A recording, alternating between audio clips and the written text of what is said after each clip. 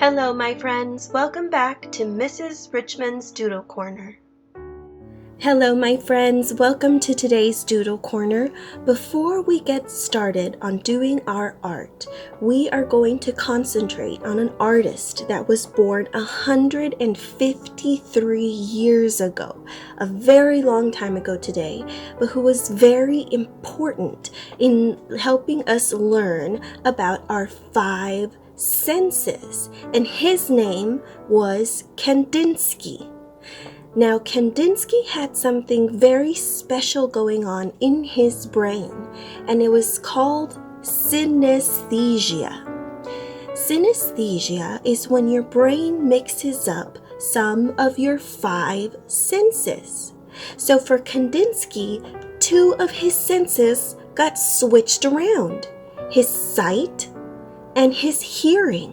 So something strange would happen to him when he would hear something really strange. If he would hear a horn honk from a car, he would see a triangle pop up and float out. If he would listen to music, depending on what the music sounded like, all of these shapes and all of these lines would come out and he could see the music.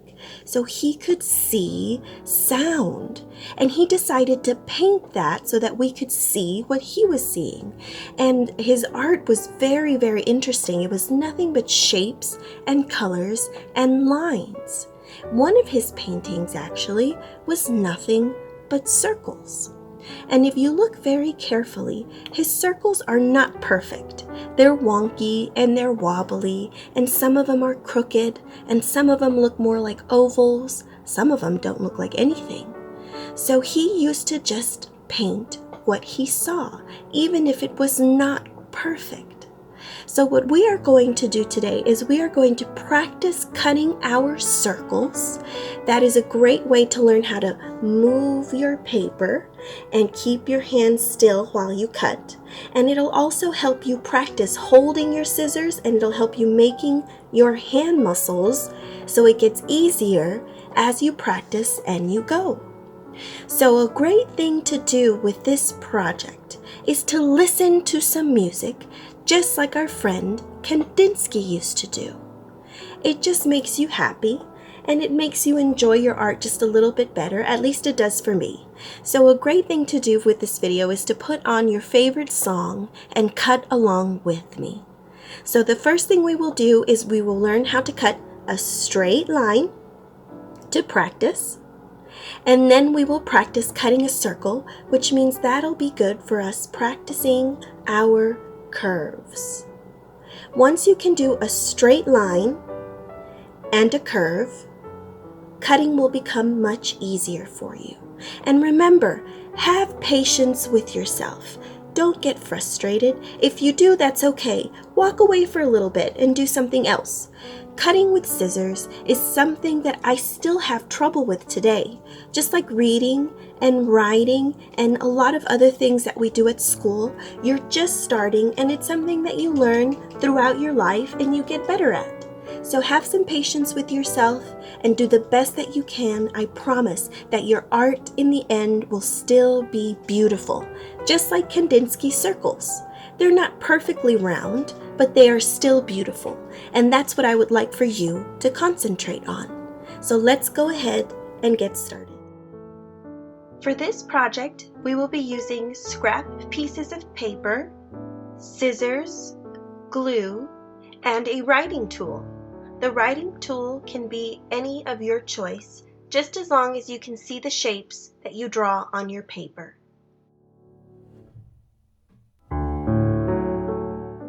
When you hold your scissors, make sure that your blades are closed and that you wrap your entire hand around the bottom.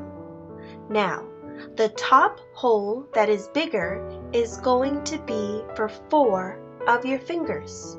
That's why it's so big. The bottom is just for your thumb. So, hold your scissors up. Practice making your scissor hands. It's a lot like trying to be a duck.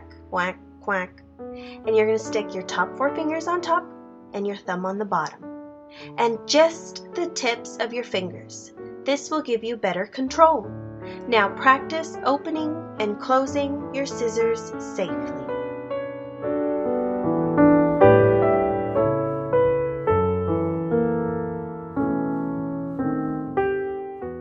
I have drawn some lines on my paper to help guide me as I begin to cut.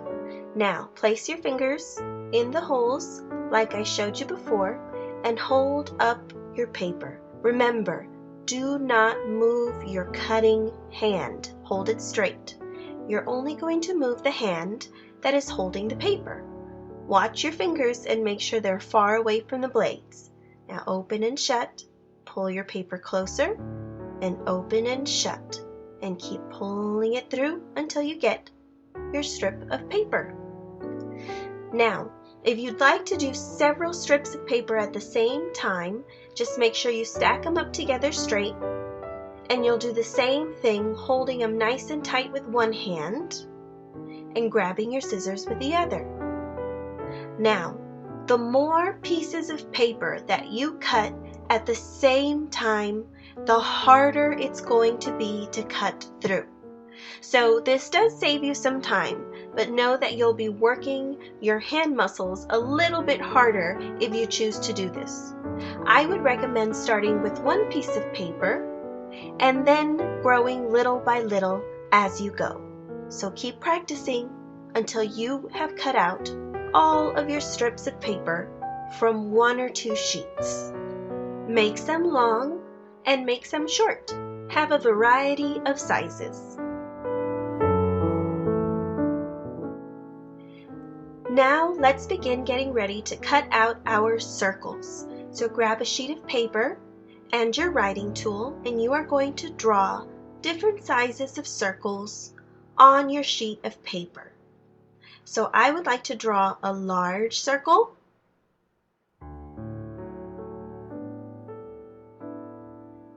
a medium-sized circle, and a small circle. Now I'm going to cut these 3 shapes out with my scissors. It's very important to remember to move the paper with your hand, with your wrist, going back and forth just like this. And make sure that you do not move your scissor hands. Hold them still and just concentrate on opening and closing. Now watch your fingers. Turn your paper around as you cut and take it slow. Let's get started.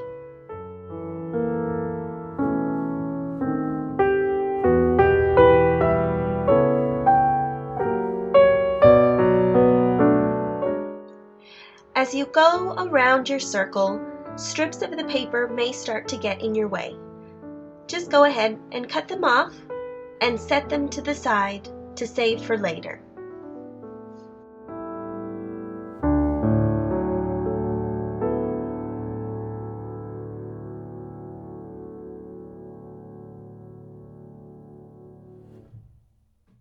There is my first circle.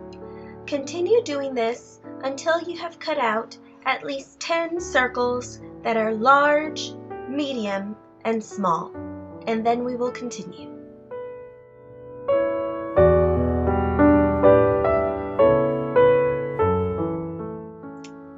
Now that we have cut out all of our shapes, I am going to show you how to collage together a tree. This is just one idea. You can create anything that you'd like with the shapes that you have chosen to cut out. Now I have chosen a dark piece of paper to glue my tree on. You can choose any color or type of paper that you'd like. Now, the whole idea with these pieces of paper is to bring several of them on and see if you like them or if you don't, and you can switch them out. So I've started with one long piece for my tree trunk, and now I'm grabbing my smaller strips of paper to make a few branches growing out of my tree. You can add as many branches as you'd like, and you can make your tree trunk as big or as short as you would like. Once I have made my tree and I like the way that it looks, I am going to start making some circle leaves to go on my branches.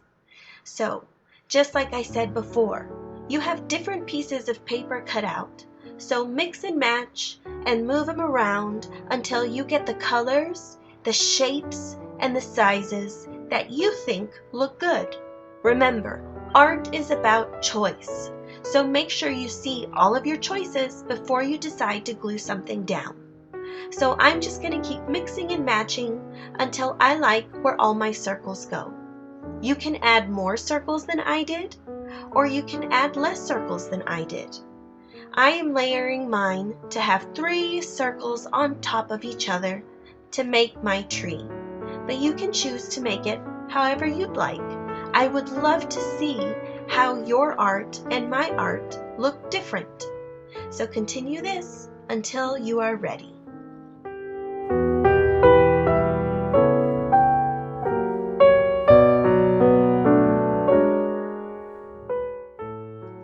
Now that I have picked out all of my leaves for my tree and I like the way he looks, I'm going to start gluing down the pieces.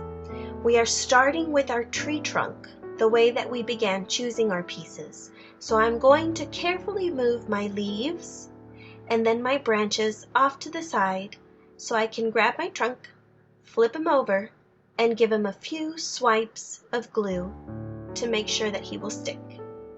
Now flip him back over, place him where you'd like him, and press down on your paper a couple of times to make sure that the paper and the glue are sticking together. You're going to repeat this with all of your branches. Since they're skinny, I'm just using the corner of my glue stick very carefully to get the glue on.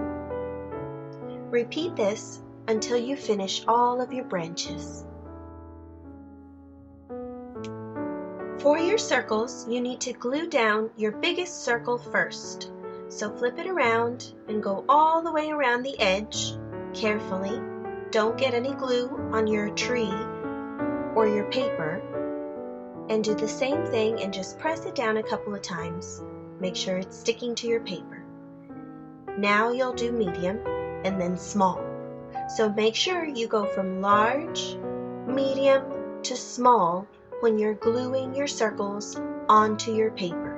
Because if you glue your small one on the bottom and your big one on the top, you won't be able to see any of your small circles. So finish up the rest of your collage and make sure you cover your glue when you're done. Now all the scrap pieces of paper that I did not use for this project, I like to put away in a little box that I keep for other collages or little things that I like to do. You can keep these to practice cutting as well. The little pieces of paper that you create when you practice your cutting, you can keep and use as confetti. So don't throw these away, they're still very useful.